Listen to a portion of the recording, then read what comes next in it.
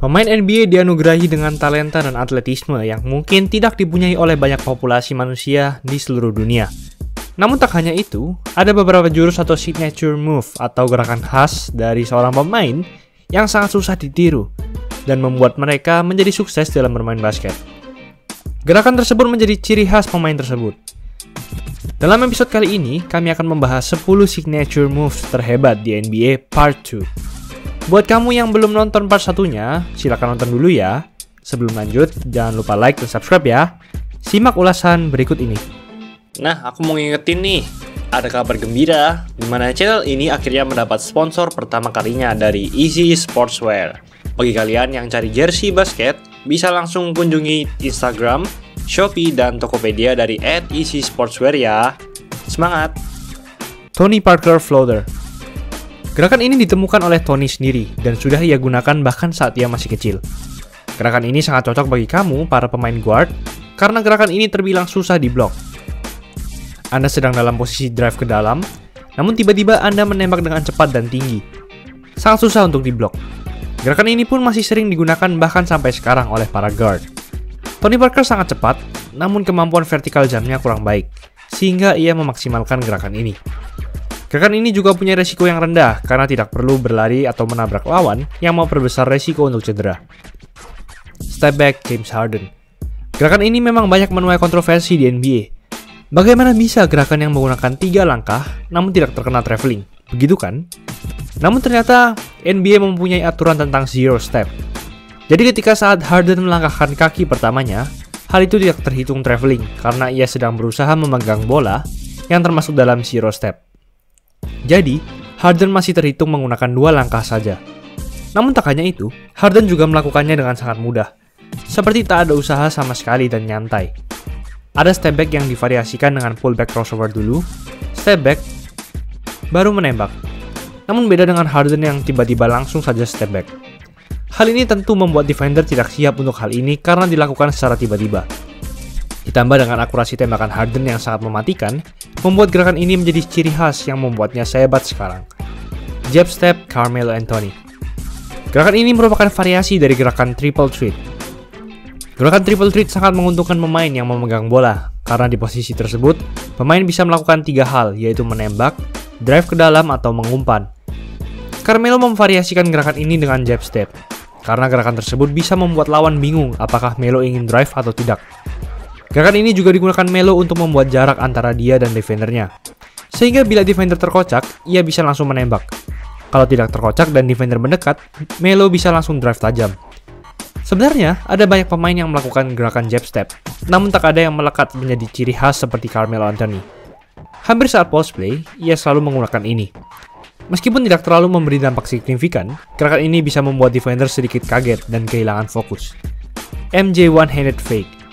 Jarang sekali di era sekarang kita melihat pemain yang melakukan ini. Mungkin hanya Kawhi Leonard dan Lance Stephenson saja. Namun kita jarang mendengarnya karena gerakan ini hanya identik dengan satu orang, yaitu Michael Jordan. Tentu, alasan ia bisa melakukan hal ini dengan baik adalah meskipun ia hanya memiliki tinggi shooting guard, namun ia memiliki ukuran telapak tangan yang sangat besar hingga ia bisa memegang bola basket dengan mudah. Fakta unik bahwa telapak tangan MJ lebih besar dari semua center di NBA sekarang, kecuali Boban Marjanovic. Wow! MJ adalah shooting guard dengan telapak tangan terbesar dalam sejarah NBA. Tentu ukuran tangannya ini memberi banyak keuntungan baginya, terutama saat posisi triple threat. Jason Williams Elbow Pass. Meskipun gerakan ini jarang atau mungkin tak pernah dilakukannya saat di pertandingan regular season NBA, namun gerakan ini sangat unik dan khas. Gerakan streetball ini awalnya ditemukan oleh Pete Maravich dan sangat berbeda dari yang kita lihat dari Jason Williams. Kalau saja saat itu pemain yang diumpan oleh Williams berhasil memasukkan bolanya, mungkin kita akan melihat salah satu play terbaik dalam sejarah NBA. Tim Hardaway Killer Crossover. Saking hebatnya, pemain ini dijuluki Mr. Crossover. Banyak pemain yang sebenarnya hebat dalam melakukan crossover, namun banyak juga yang bilang bahwa Tim Hardaway adalah pemain dengan crossover terhebat dalam sepanjang sejarah. Alasannya ada 2. Pertama, ia melakukannya dengan sangat cepat, dan kedua adalah dia tidak melakukan carrying the ball, seperti yang banyak pemain NBA lakukan sekarang. Dribble ke arah satu dan dengan cepat langsung crossover ke arah berlawanan. Defender pasti banyak yang terkocak dengan gerakan ini. Kalau bukan karena cedera yang membuatnya menjadi semakin lambat, mungkin Tim Hardaway akan menjadi salah satu point guard terhebat dalam sejarah. Jamal Crawford Shake and Bake. Gerakan ini juga merupakan variasi dari crossover, namun ditambahkan bumbu streetball saat melakukan hal ini. Jamal sendiri bercerita bahwa dialah yang menciptakan gerakan ini. Namun ternyata, gerakan yang ia lakukan di NBA bukanlah versi yang asli, karena harus disesuaikan dengan peraturan-peraturan NBA. Ia berniat mengeluarkan versi aslinya saat ia terpilih dalam jajaran All-Star. Namun sayang, hal tersebut tidak pernah terjadi dan kita belum melihat versi aslinya hingga sekarang. Gerakan ini memang unik dan terbilang susah. Crawford sudah membuat video untuk mengajarkan gerakan shake and bake-nya. Namun sampai sekarang, kita masih saja jarang melihat pemain NBA yang melakukannya sebaik Jamal Crawford. Bayangkan saja, dengan melihat versi sederhananya saja di NBA, para fans dan penonton sudah bersorak melihatnya. Apalagi melihat versi aslinya, Dwyane Wade Fake Shot.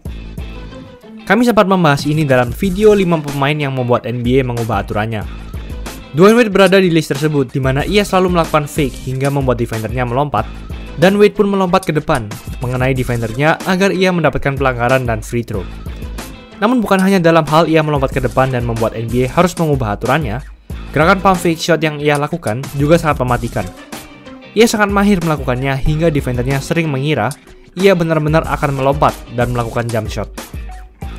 Kalau kamu adalah fans Arki Dikania Wisnu, pump fake-nya juga termasuk mematikan di IBL seperti Dwyane Wade.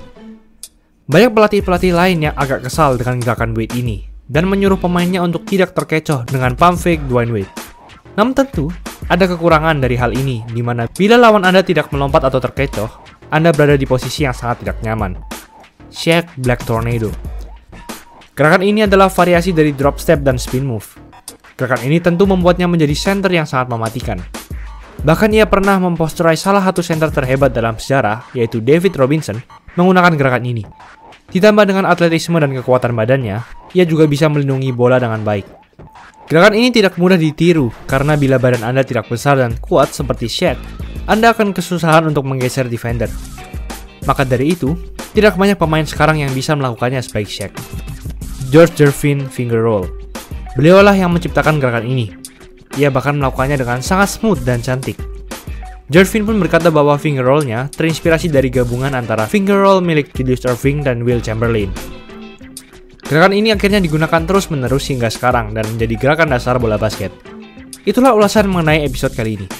Jangan lupa like, komen, dan subscribe agar channel ini bisa berkembang dan menghasilkan video menarik lainnya. Thanks for watching, I'll see you in the next video.